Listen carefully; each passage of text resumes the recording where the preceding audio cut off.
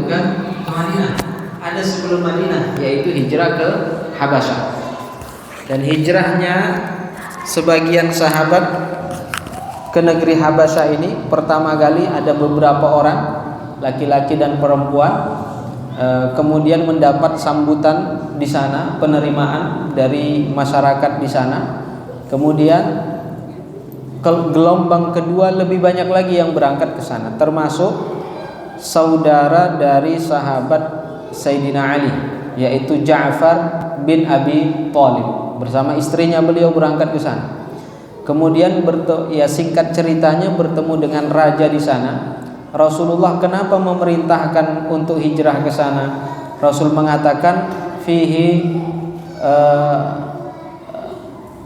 rajulun atau imamun adil. Di sana ada pemimpin yang adil. Rasulullah sudah memujinya dengan mengatakan pemimpin yang adil, tidak menzalimi rakyatnya maksudnya. Ya, tidak menzalimi rakyatnya. Tetapi ketika itu rajanya tidak menganut agama Islam, beragama apa? Nasrani. Ketika diutus, singkat ceritanya bertemu dengan raja tersebut dihasut oleh orang-orang kafir Quraisy yang pergi duluan ke sana untuk menolak orang-orang Arab yang datang ke sana. Tetapi raja tersebut meminta mereka datang dan bertanya, apa tujuan kedatangan kalian? Ya, kemudian apa yang kalian bawa? Mereka mengatakan, kami menyampaikan ajaran seorang nabi yang diutus oleh Allah. Apa tanda-tandanya? Beliau tanya itu semuanya, dan ternyata apa yang mereka sebutkan, apa yang ditanyakan itu ada di dalam kitab Injil yang beliau pelajari. Injil yang dulunya masih asli. Ya, kemudian jawabannya sesuai dengan apa yang ada di dalam kitab mereka. Kemudian beliau pun menyatakan beriman. Beliau kirim surat kepada Nabi kita Muhammad sallallahu alaihi wasallam menyatakan bahwa beliau telah beriman di atas tangan sahabat yang dikirim oleh Nabi kita Muhammad sallallahu alaihi wasallam, dan menyatakan keinginannya untuk bertemu dengan Rasul. Rasul pun membalas surat tersebut. Kemudian ada perintah hijrah ke Madinah. Nah, baru setelahnya ada hijrah ke Madinah. Setelah Rasulullah beberapa lama ada di Madinah, malaikat Jibril datang kepada Nabi kita Muhammad memberitakan bahwa raja kota Habasyah itu meninggal dunia. Siapa nama raja Habasyah ini? Namanya Ashamah An-Najasyi. An-Najasyi itu gelar dari raja-raja di sana. Jadi semua raja di sana disebut namanya An-Najasyi. Ya. Kalau di Mesir raja-rajanya disebut dengan nama Fir'aun. Jadi Fir'aun itu bukan nama satu orang, bukan. Itu gelar, semua yang jadi raja dipanggil Fir'aun. Semua yang jadi raja di Habasyah dipanggil An-Najasyi. Di Yaman semua yang jadi raja di sana namanya apa? Tubba. Nah, jadi ada nama sendiri-sendiri. Kalau di kita apa, Pak? Hah? Ada? Hah? Hamengkubuwono. Ya, itu gelar, itu bukan nama kan? Iya kan? Ada Hamengkubuwono 1, 2, 3 kan begitu ya? Nah, begitulah kira-kira. Nah, ini namanya Ashamah. Meninggal dunia, malaikat Jibril datang kepada Rasul. Dulu kan nggak ada WhatsApp, Pak. Nggak ada email, nggak ada Facebook. Ya, kalau mau ada yang ngirim berita dari sana datang kepada Nabi, nyampenya berapa lama? Ya, bisa sebulan, bisa atau bahkan lebih kan begitu.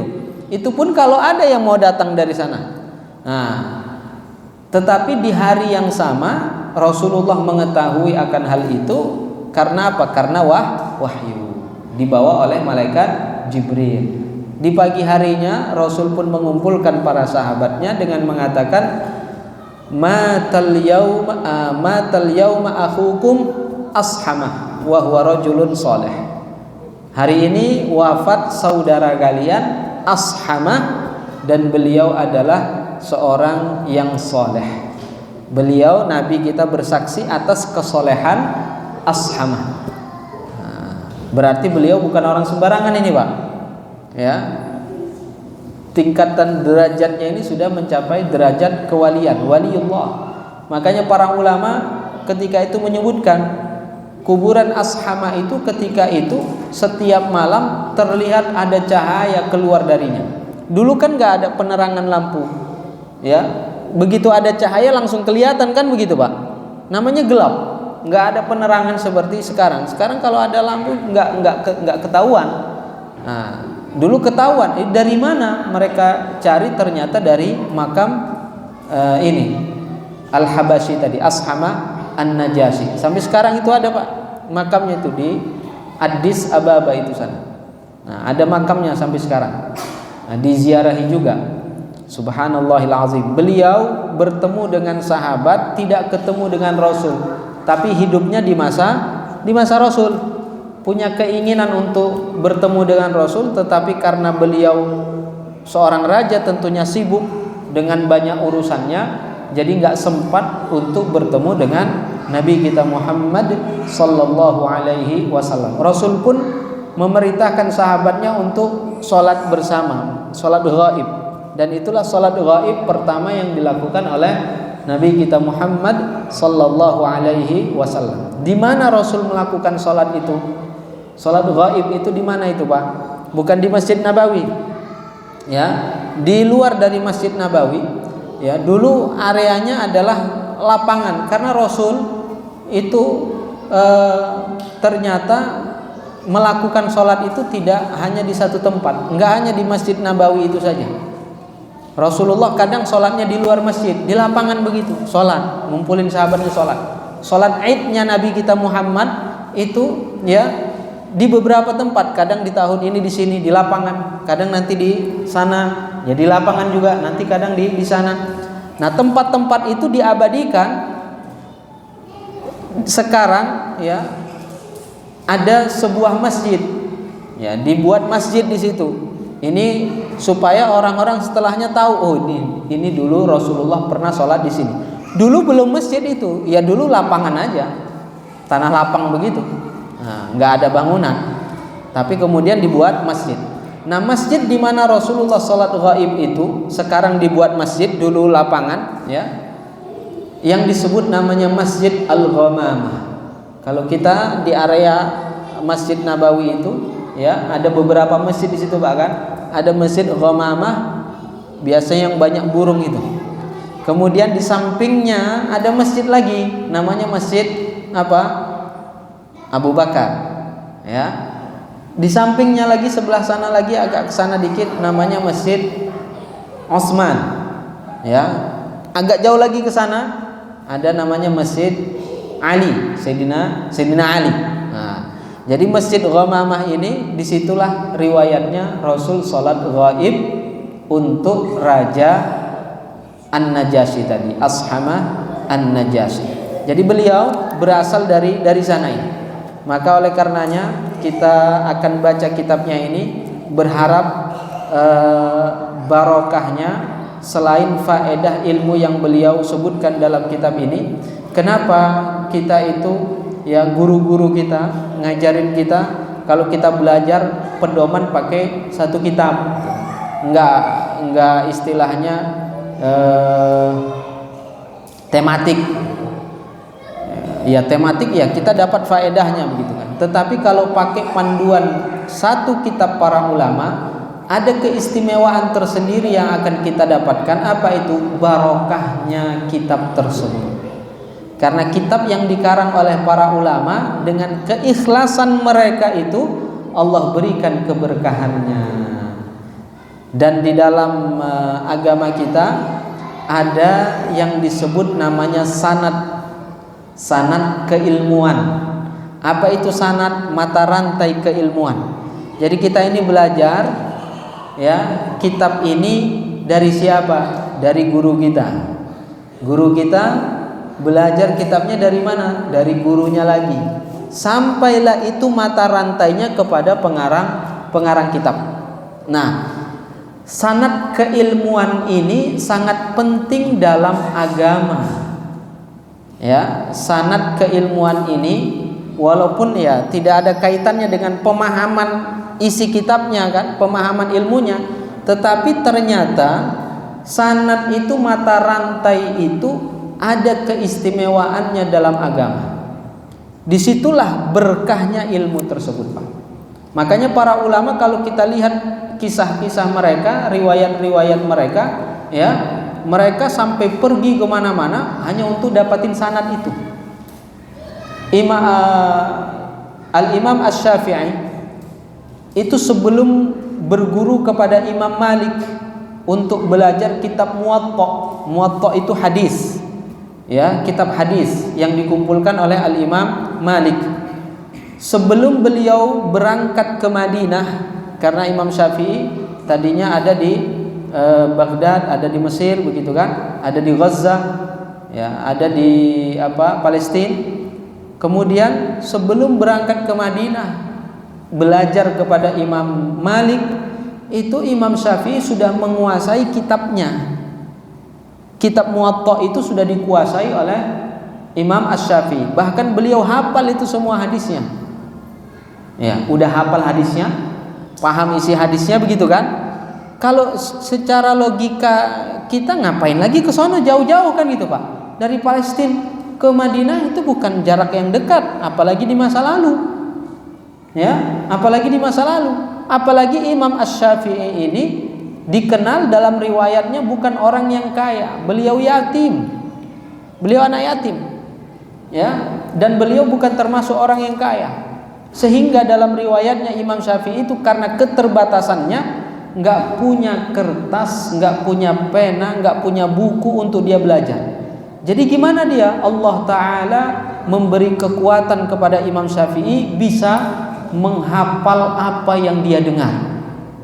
Jadi dia belajar itu mendengar aja itu. Orang pakai buku nyatat, dia bukan nggak mau nyatat, nggak punya.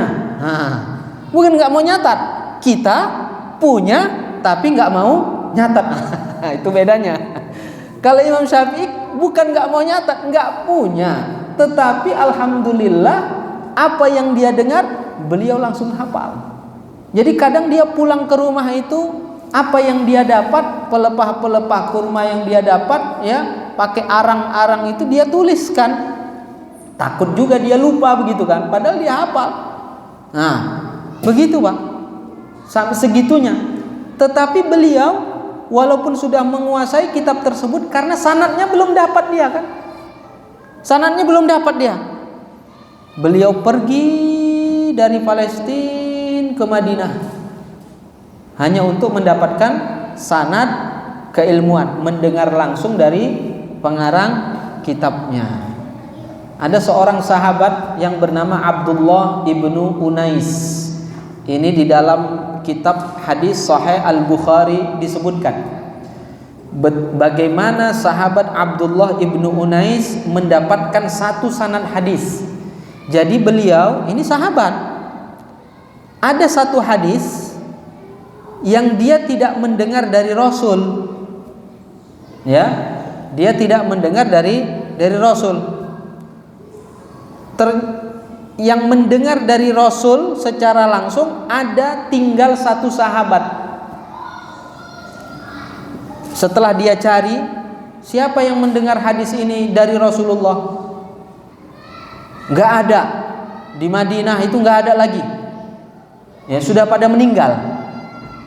Yang mendengar langsung dari Rasul. Ternyata dikabarkan kepada beliau, yang mendengar ini dari Rasul ada salah seorang sahabat masih hidup. Di mana dia sekarang? Di mana dia tinggal? Sekarang dia tinggal di Mesir. Enggak di Madinah lagi. Akhirnya apa yang dilakukan oleh sahabat Abdullah ibnu Unais? Bukan enggak tahu dia hadisnya, tahu dia hadisnya. Bukan enggak paham dia hadisnya, paham dia hadisnya. Tetapi dia enggak dapat sanadnya, enggak mendengar dari Rasul dan tidak mendengar dari sahabat yang mendengar dari Rasul. Dia hanya mendengar dari sahabat yang mendengar dari sahabat, sahabat ini mendengar dari Rasul. Jadi kan jaraknya ada dua itu, Pak. Kan itu kan? Ini Rasul, ya, Rasul menyampaikan hadis didengar oleh sahabat. Sahabat ini menyampaikan kepada sahabat lain yang enggak hadir. Kan begitu, Pak? yang hadir cuma berapa orang ketika itu. Kemudian sahabat yang hadir ini menyampaikan kepada orang yang enggak hadir. Nah, yang hadir ini sudah pada meninggal. Tinggal satu. Itu pun tinggalnya di Mesir. Jadi sahabat Abdullah ibnu Unais mendengar hadis itu dari sahabat yang mendengar dari sahabat itu mendengar dari Rasul. Sahabat Abdullah ibnu Unais ingin mendapatkan sanadnya lebih pendek lagi dari sahabat yang langsung mendengar dari Rasul. Itu namanya ketinggian sanad. Sanadnya tinggi. Nah, karena langsung antara dia dengan Rasul cuman satu orang saja.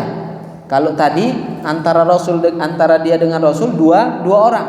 Jadi kalau kita bisa dapatin yang lebih pendek jaraknya, itu namanya sanadnya tinggi. Dan itu yang dicari, Pak. Apa? Kenapa itu mencari itu? Keberkahannya. Ini sahabat Abdullah ibnu Unais pergi dari Madinah dengan mengendarai untanya ke Mesir. Itu zaman dahulu berapa hari itu, Pak? Bisa sebulan itu kan? Nah, sampai di Mesir dia bertanya, di mana rumah sahabat ini? Ditunjukkan, ini rumahnya. Sampai di rumahnya, dia pun kemudian memanggil tuan rumahnya. Nah, dan dia bertanya, kamu mendengar dari Rasulullah Sallallahu Alaihi Wasallam hadis ini? Dia bacakan hadisnya. Kemudian sahabat itu mengatakan, iya. Kalau begitu terima kasih, saya izin pulang. Udah pulang ke Madinah. Hanya ingin mendengarnya langsung dari sahabat yang langsung mendengar dari Rasulullah Sallallahu Alaihi Wasallam. Kenapa mereka seperti itu, Pak? Ada seorang tabi'in namanya Ibnu Sirin. Dalam kitab Sahih Muslim, dalam muqaddimahnya Al-Imam Muslim mengutip perkataan seorang tabi'in yang bernama Ibnu Sirin. Beliau mengatakan al-isnadu minad-din, bahwa sanad keilmuan itu merupakan bagian dari agama. Jadi ketika orang mencari sanad, belajar dengan sanad, artinya dia telah menjalankan praktek agama. Jadi di situ karena dia menjalankan praktek agama, berarti dia dapat pahala terlebih dari ilmu yang dia dapat. Kenapa demikian? Kenapa sanad itu bagian dari agama? Laulal isnad laqala man syaa ma syaa. Kalau bukan sanad, kalau bukan karena sanad, niscaya setiap orang yang ingin mengucapkan sesuatu tentang agama, kemudian dia mengucapkan apa yang dia inginkan. Ya, artinya setiap orang berbicara seenaknya begitu, Pak. Kalau sanad ini bagaimana? Nanti bisa dilacak. Itu orang nyebutin satu hadis misalnya, ini hadisnya sanadnya ada nggak? Nggak ada, berarti nggak benar tuh hadis. Kan begitu kan? Nah, dengan sanad itu terjagalah agama ini. Dengan sanad, ya, terjaga agama ini. Jadi nggak sembarangan orang ngomong. Nggak sembarangan orang ngomong. Ini katanya hukumnya halal, ini haram. Mana sanadnya? Siapa ulama yang menyebutkan itu? Kamu dengar dari siapa? Saya belajar dari guru saya ada si fulan. Gurunya ada nggak sanadnya itu? Nah, dilacak itu. Kalau ada sanadnya, nah itu berarti bisa kita katakan bersumber keilmuannya, benar ilmunya, kan begitu, Pak, kan? Nggak ada sanadnya, ngomong sembarangan, ya, ngomong ini dan itu, nggak ada sanadnya. Kita katakan bahwa itu bukan bagian dari agama, nggak benar itu. Jadi inilah keistimewaan ketika kita belajar berpedoman dengan satu kitab, ya. Selain kita mendapatkan faedah ilmunya, kita juga berharap keberkahannya. Mudah-mudahan kita dapat berkah dari ulama yang mengarang kitab ini, yaitu Asy-Syaikh Abdul Aziz bin Ibrahim Ar-Rai Al-Habashi. Kita baca dimulai dari muqaddimahnya. Bismillahirrahmanirrahim.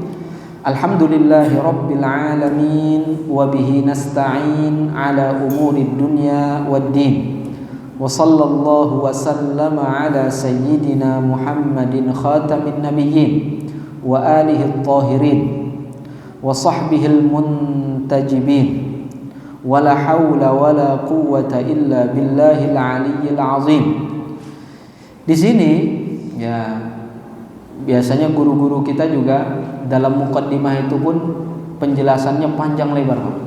Bismillah saja penjelasannya banyak sekali. Ya, kita jelaskan secara ringkas saja. Bismillahirrahmanirrahim ini tidak hanya sekedar kebiasaan para ulama ketika mengarang kitab kemudian pakai bismillah di awal. Tidak hanya sekadar itu, tetapi lebih dari itu. Apa maksud tujuannya? Ya, para ulama biasa menyebutkan bahwa penyebutan basmalah di awal kitab itu maksud dan tujuannya adalah tabarrukan bi kitabillah, bertabarruk dengan Al-Qur'an, karena Al-Qur'an diawali dengan basmalah. Jadi mengikut apa penulisan dalam Al-Qur'an ya untuk mendapatkan berkahnya.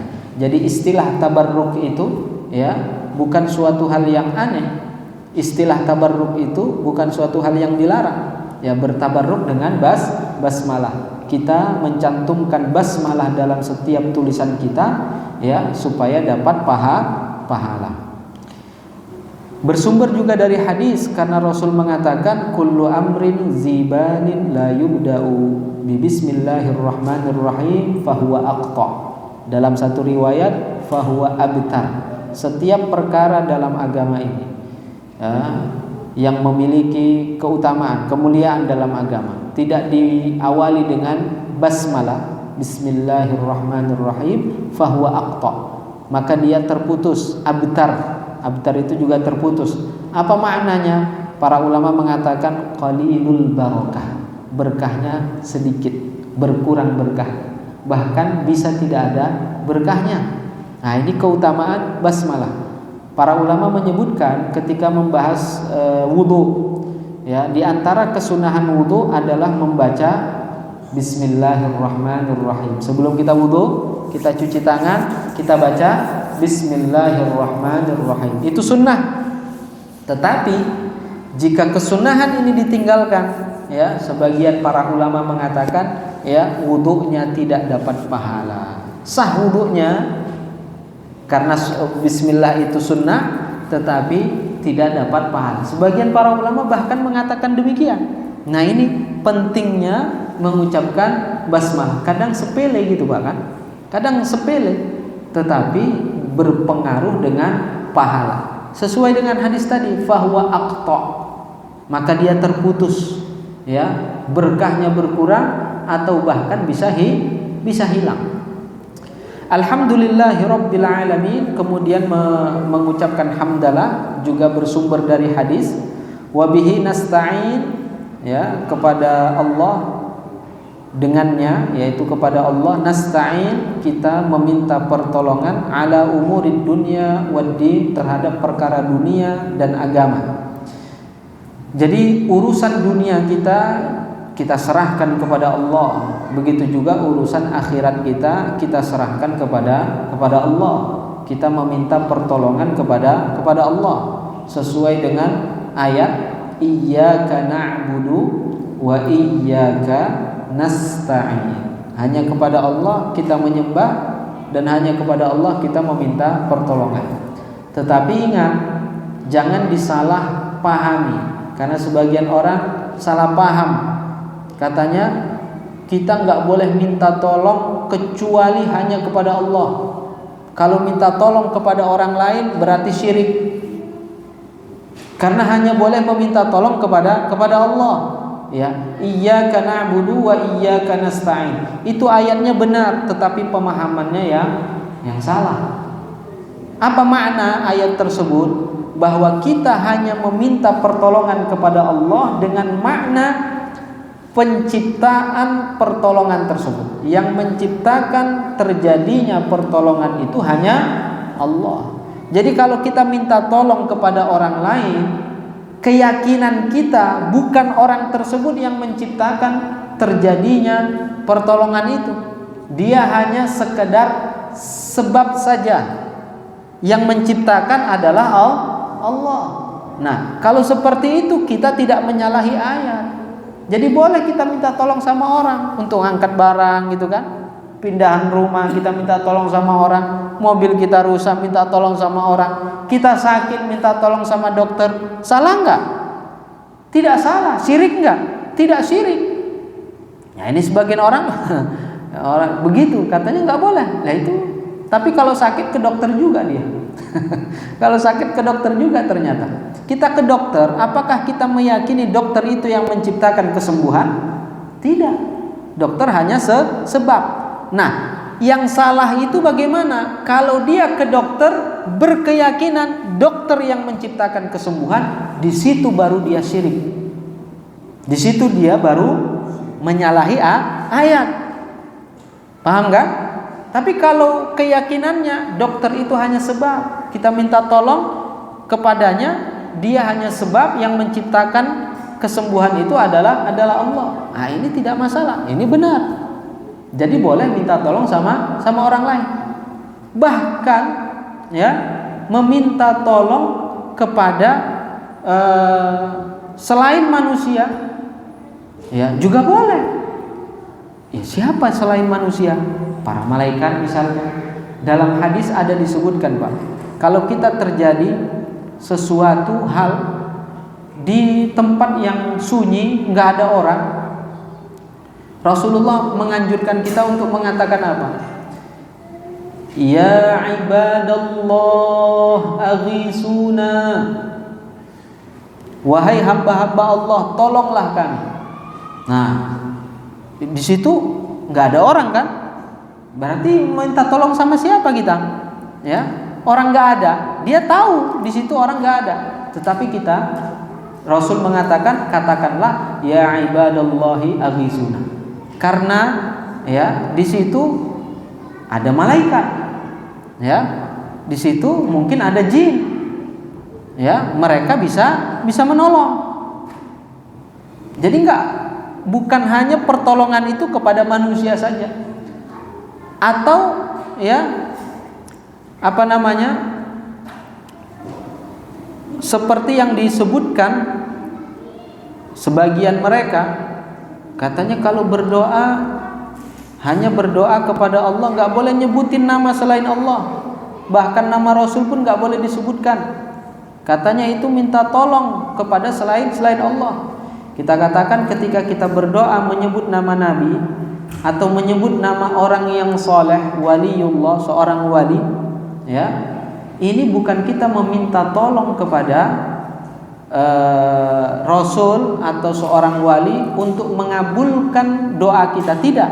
Mereka hanya sebab saja kita sebutkan namanya karena kemuliaan yang Allah berikan kepadanya, kita berharap doa kita dikabulkan.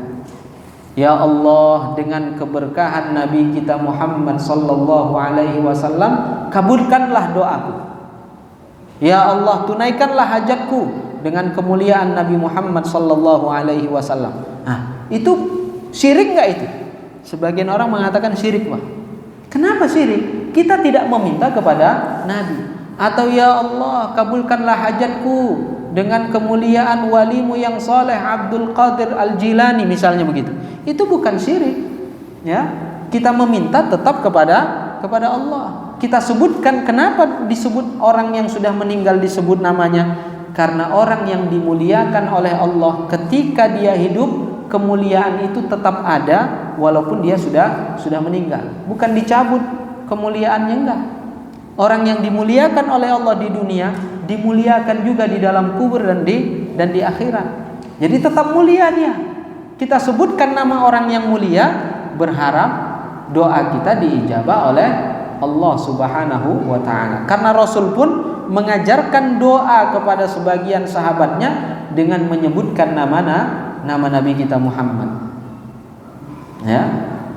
Kita berdoa menyebut nama Nabi Muhammad. Supaya apa? Supaya diijabah doa kita.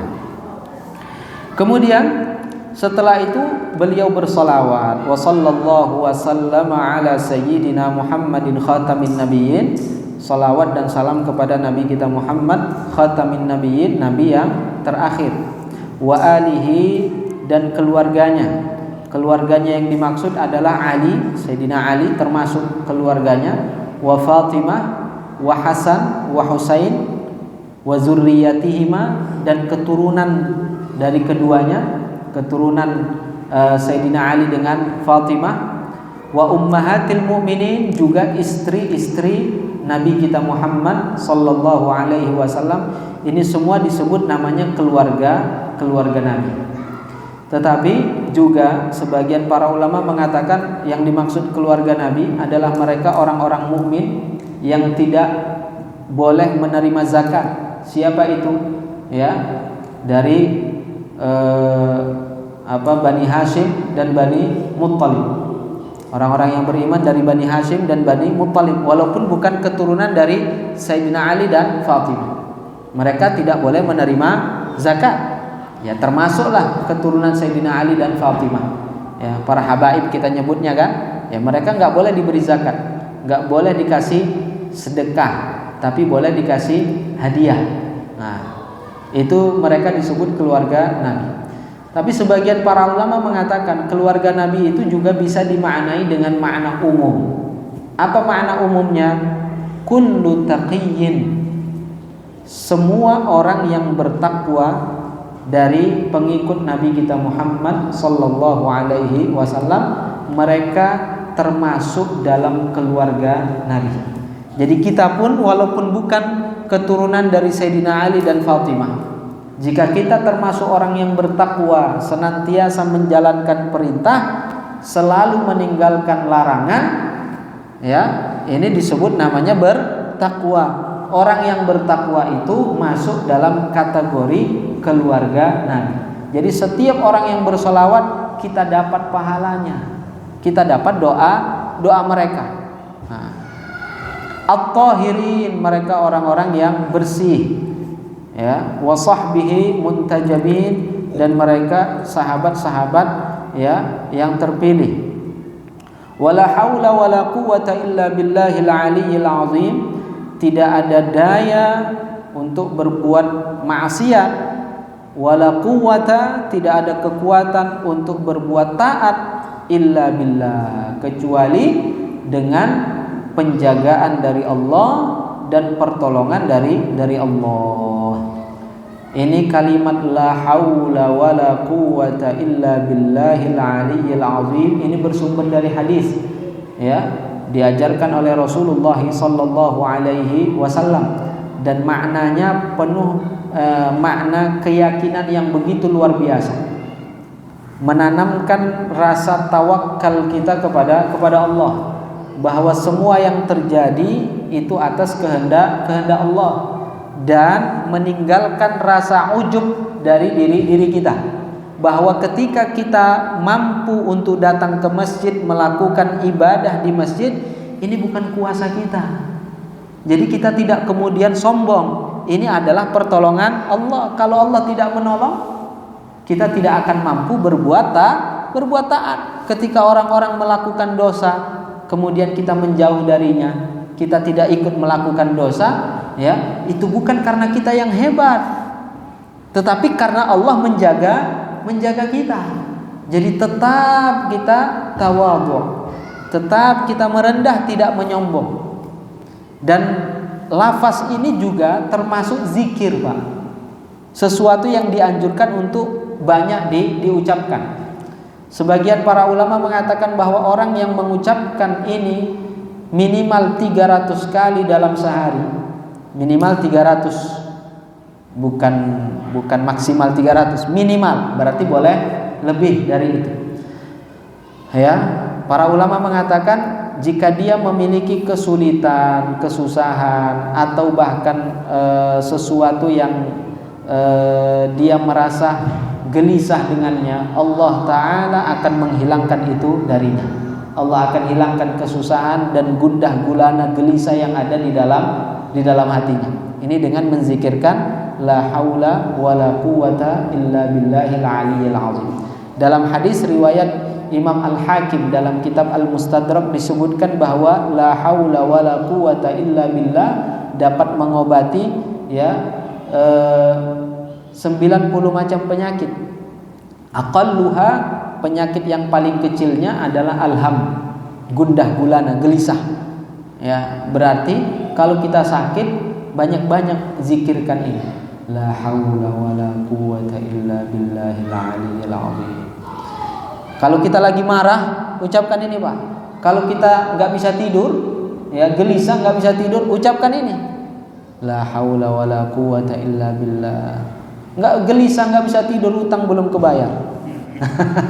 Ya, kalau mikirin utang terus sampai pagi nggak bisa tidur, kan gitu kan? Zikirkan ini, la haula wala quwata illa billah, la haula wala quwata illa billah. Nggak terasa udah tidur nih. Nah, ini bersumber dari hadis. Amma ba'du, fa innal ilma nurun. Sesungguhnya ilmu itu adalah cahaya, wal jahlu tihun, dan kebodohan itu adalah sesuatu yang seperti orang yang tersesat, wa hayrah, orang yang kebingungan, wa khasarah, dan itu adalah kegagalan. Faminal 'ari 'alal mukallafi ayyarda li nafsihi bihali ahlil khizyi wal khizlan. Maka termasuk aib terhadap orang yang sudah mukallaf, dia rela dirinya berada dalam keadaan orang-orang yang rendah dan orang-orang yang tidak paham terhadap agama. Ya, khizlan itu adalah orang-orang yang ya celaka, orang-orang yang tidak diberi taufik oleh Allah. Jadi kalau kita ridho terhadap diri kita seperti mereka, orang-orang yang rendah, orang-orang yang suka berbuat dosa. Ridho kita sama seperti mereka, ini merupakan aib. Itu kata beliau. Wa yuhmila tahsila ilmil hal, dan termasuk aib juga kita ridho terhadap diri kita untuk merelakan diri kita tidak belajar ilmu al-hal. Apa itu ilmu al-hal? Ilmu al-hal itu ilmu yang wajib untuk kita pelajari, yang dibutuhkan dalam keseharian kita. Kita tidak mempelajarinya, maka itu termasuk aib bagi diri. Fara'aitu jam'a hadzal mukhtasar, maka aku melihat untuk mengumpulkan kitab yang ringkas ini beliau ringkas dari banyak kitab. Ya, minal mukhtasaris shaghir, ada kitab namanya Mukhtasar Shaghir, kitab Safinah, termasuk kitab Safinatun Najah. Ya, ini beliau juga kumpulkan dari situ. Wa Sulamut Taufiq, kitab Sulamut Taufiq. Kemudian kitab Al-Aqidah Mursyidah wa Aqidatil Awam, kitab Aqidah Al-Awam beliau juga ambil dari kitab-kitab tersebut. Matan As-Saibaniyah wa Risalatil Khadimi wal I'timad fil I'tiqad, Ifadatil Ikhwan, Idahul Ma'ani, Aqidah At-Tahawiyah, Risalah Al-Jami'ah, Al-Anwar Al-Lami'ah.